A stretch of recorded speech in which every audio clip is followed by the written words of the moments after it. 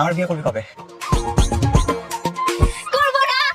এই দাঁড়া, দাঁড়া না, ওই না।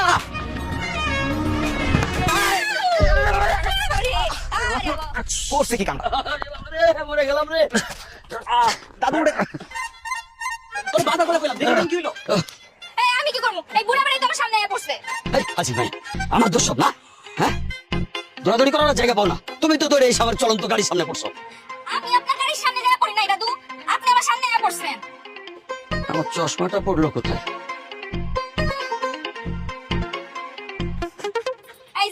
এই যে দাদু এলন, চশমাটা পরে এখন গান গা বাড়ি।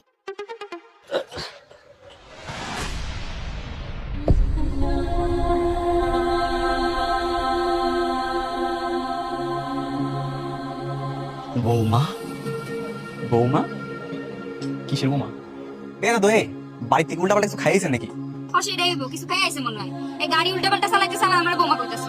সেই চোখ, সেই মুখ, সেই চেহারা। এই মেয়ে, কে তুমি? আমি আপনার নানি, আর এই যে আপনার নানা, চিনছেন আমাদের? সত্যি করে বলো, কে তুমি? আমি ময়না, এই যে এই বস্তিতে থাকি। তোমার বয়স কত? আচ্ছা, আমার বয়স আপনার কাম কি কম তো দাদু? এ কি করে সম্ভব? তুমি কোনো সাধারণ মেয়ে না। তাহলে আমি কেডা?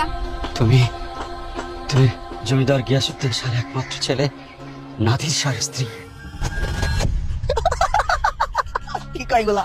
ওরে বিনোদন রে, আমি ছোটতে বড় হইলাম এই বস্তিতে, আর এখন আমার আমি নাকি কোন জমিদার বাড়ির বউ। কি তো? আমার একটা কথা মিথ্যা নয়, 20 বছর আগের ঘটনা এটা।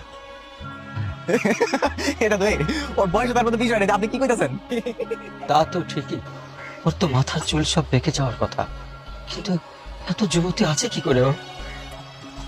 দাদু দেখেন, আপনার কোনো কথাই আমার মাথায় ঢুকতেছে না। আপনি কি কইতেছেন না কইতেছেন আমি কিছুই বুঝতেছি না। না জানতো, আমারও মাথায় কিছু ঢুকছে না, কি করে এটা সম্ভব?